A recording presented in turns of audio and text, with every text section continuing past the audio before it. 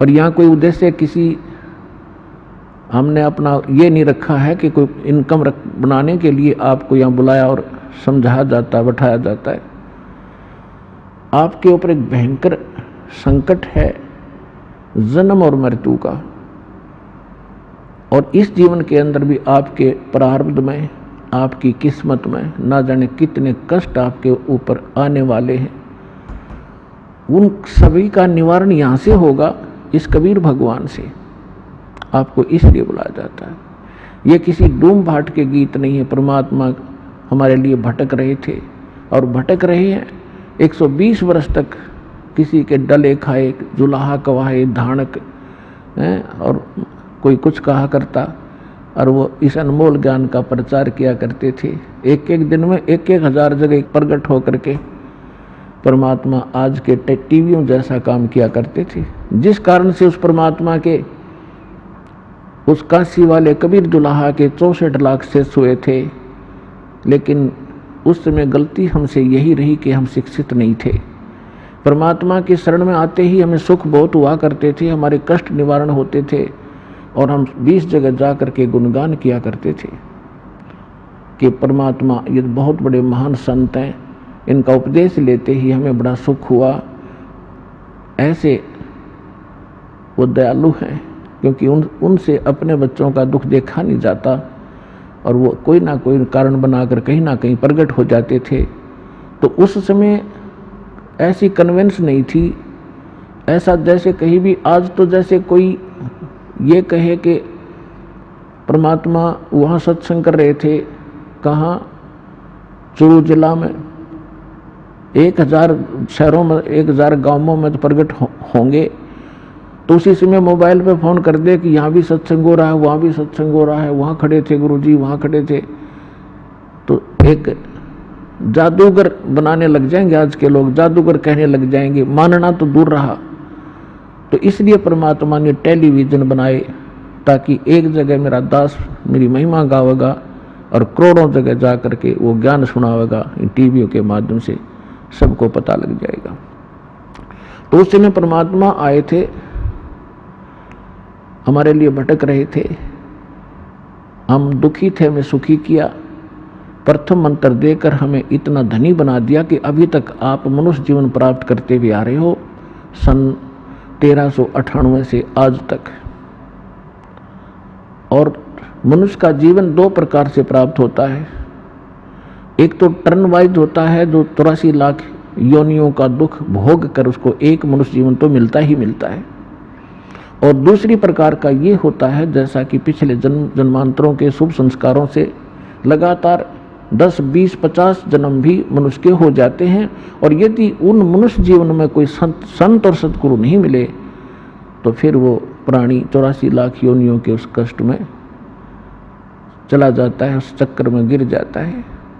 तो आपके ऊपर 600 वर्ष पहले परमात्मा मेहर कर गए थे। आप वही आत्माएं हैं। देखो कौन कहाँ से आ रहा है। हरियाणा हमारे सबसे निकट है, इसके अंदर हम रह रहे हैं। यहाँ के लोग कितने आ रहे हैं और बाहर से कितने बच्चे आ रहे हैं परमात्मा के। तो जहाँ जहाँ भी वो पुण्यात्मा जो 64 लाख सन 1398 से सन 1518 तक परमात्मा के संपर्क में आए, उनको आशीर्वाद प्राप्त हुआ, तो वो बैटरी चार्ज कर गए आपकी। तो वही बैटरी चार्ज आज तक काम कर रही है कि आपके अंदर परमात्मा की तड़प भी है। आप रह नहीं सकते भगवान के बिना। कोई कुछ साधना कर रहा था, कोई किसी संत के फंसा हुआ था, कोई कहीं गया हुआ था। तो वही बच्चे जो जहाँ जहाँ भी जन्मे वो तो पहले आएंगे ही आएंगे। 64 लाख तो आने ही आने हैं। उसके बाद अब परमात्मा का आदेश है, वचन है कि जितने भी जीव हैं और जिनको मानव शरीर प्राप्त होता रहेगा, वो इस तत्व ज्ञान से और सत नाम से परिचित होकर के, ज्ञान प्राप्त करके, नाम ले करके वो सभी मुक्त होंगे। अब वो फिक्स समय जो था वो आया हुआ है।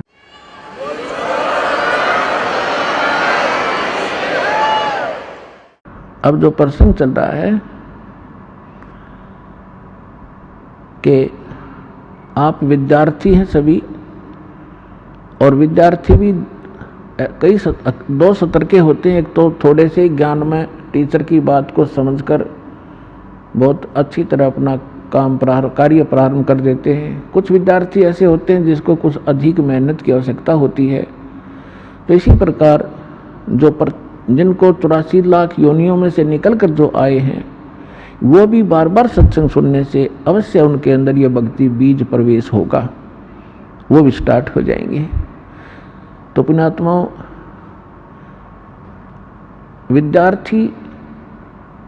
जो विद्यार्थी विद्या काल के अंदर शिक्षा समय में अपना प्रतिदिन का जो क्लास वर्क होता है या होमवर्क होता है वो नहीं करता है, तो फिर वो आगे जाके फेल हो जाता है। और फेल होने के बाद फिर वो आगे चल के जो उसके जीवन में संकट उसके ऊपर आते हैं, वो असहनीय होते हैं। ये दास जूनियर इंजीनियर की पोस्ट पे हरियाणा सरकार के अंदर कार्यरत था। वहाँ हमारा भी कार्य हो रहा था नहर का, और साथ में रोड भी बन रहा था। सड़क के ऊपर कुछ मजदूर काम कर रहे थे और उनका एक्सीडेंट आ गया अपनी जीप में बैठ के इंस्पेक्शन के लिए। उसके चले जाने के बाद एक व्यक्ति वहाँ खड़ा हुआ कह रहा था, जो मजदूर था, कि ये जो एक्सीडेंट है इसका ये नाम है, ये उस गांव का रहने वाला है और ये मेरा सहपाठी था। हम इतने समय तक इकट्ठे पढ़े थे। मेरे कर्म फूट गए, मेरे भाग फूट गए, मैं आगे पढ़ा नहीं, मैंने बकवाद करी और ये शिक्षा प्राप्त करके आज एक्सीडेंट बन गया, गाड़ी में चलता है और मेरे बच्चे भी यहाँ रेत में पड़े हुए हैं। तो यहाँ परमात्मा कहते हैं, आज 6 दिन पीछे गए, गुरु से किया ना हेत, अब पछतावा क्या करे, यह चिड़िया चुगी खेत। तो पुण्यात्माओं, जो इस मनुष्य जीवन को प्राप्त करके और भक्ति नहीं करेंगे, बुराइयों से नहीं बचेंगे, तो वो ऐसे पछताएंगे। नेक्स्ट जीवन उनका कुत्ते गधे सूअर का होगा। आपने देखा होगा गली में कुत्ते रात्रि में ऊपर को मुंह करके रोते हैं। आत्मा तो वही है जो अफलातून पा करी थी, भगवान भक्ति करीनी माया जोड़ में लगे रहे। वो महल के बाहर खड़ा गली में पड़ा हुआ रो रहा है, ऊपर से वर्षा हो रही है, ओले आ जाते हैं, शीत लहर चल रही होती है और वहाँ गेंडली मार के इकट्ठा हुआ किसी गाड़ी के नीचे टाइम पास कर रहा है। जो मनुष्य शरीर था तो उसने कभी सपने में भी ना सोचा होगा कि ऐसी आपत्ति आवेगी। तो पुण्यात्माओं, परमात्मा बताते हैं और परमात्मा से परिचित दो संत वो हमें शिक्षा देते हैं। मानुष जन्म दुर्लभ है, ये मिलन बारंबार, तरवर से पत्ता टूट गिरे, वो बहोर न लगता डारे। वो पृथ्वीपति चकवे गए, जिनके चक्र चलनते, रावण सरीखे कौन गण, ऐसे गए अनंते। परमात्मा की भक्ति जिन्होंने नहीं की, अपने संस्कार से चाहे सारी पृथ्वी का शासक भी बन गया, अंत समय में उसको क्या लाभ हुआ? 84 लाख योनियों में कहीं कुत्ता गधा सुअर की योनि में अपना कष्ट भोग रहा होता है। राम नाम रटते रहो, राम नाम रटते रहो, जब तक घट में प्राण, कभू तो दीन दयाल के बनक पड़ेगी कान।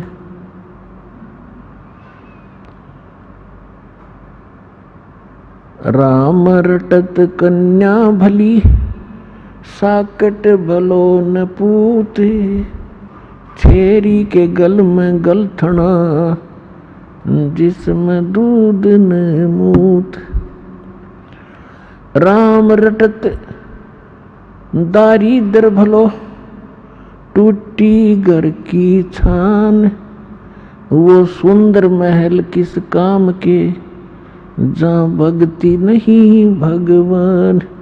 राम रटत कोड़ी भलो, चू चू पड़े जो चाम, वो सुंदर शरीर किस काम का, जा मुख नाही नाम। जिव्या तो वाए भली, जो रट हरि नाम, नहीं तो काट के फेंक दियो, ये मुख में बलो न चाम। परमपिता परमात्मा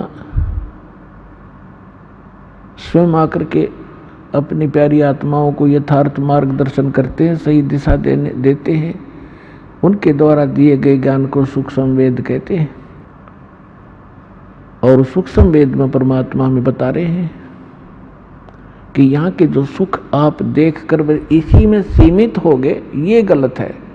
ठीक है, संस्कार वश आपके परिवार है, आप परिवार पोषण के लिए भी कार्य करते रहो, लेकिन भगवान के इस नाम को, इस भक्ति को, इसको साथ रखो। ये आपके इस संस्कारों को सुलझाने में आपको बहुत मदद करेगी। जैसे पहले हाथ से आटा पीसते थे, हाथ से पशुओं का चारा काटते थे, हाथ से पंखा करते रहते थे हवा प्राप्त करने के लिए, और भी बहुत से साधन जो, तो अब वही कार्य पावर से होते हैं, जो उसका कनेक्शन ले लेते हैं बिजली से। अब वो कितने आसान हो गए, 1 घंटे में मनमाना 2 टोकरे सानी नहीं, वो चारा नहीं कटे आदमी पर, जो बढ़िया मशीन आ गई थी वो हाथ से चलाने वाली, और 1 घंटे में ढेर से ढेर लगा दे, बिजली का कनेक्शन मिल जाए, पावर से वो काम कट कट कट कट ढेर लगा देता है। इसी प्रकार हाथ से पीसने से 2 घंटे में 2 किलो आटा नहीं पूरा होता था, और 2 घंटे में भर दे 2 बोरी, आज चाकी पावर से चलने वाली। तो कहने का भाव ये है कि आप जी जो कार्य कर रहे थे वो आपका केवल संस्कार मिल रहा था आपको।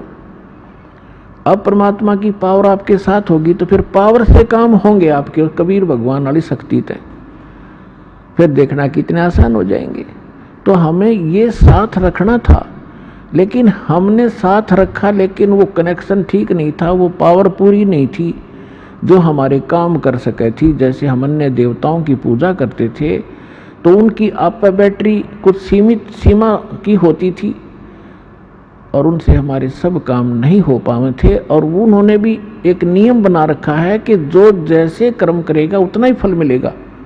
किसी के प्रारब्ध में कोई भी दुख है तो वो देवता, यहाँ तक कि ब्रह्म तक, और ये जो परब्रह्म जिसको कहते हैं अक्षर पुरुष तक, ये आपके प्रारब्ध में, आपके किस्मत में पूर्व निर्धारित जो संस्कार हैं उनमें कोई परिवर्तन नहीं कर सकते।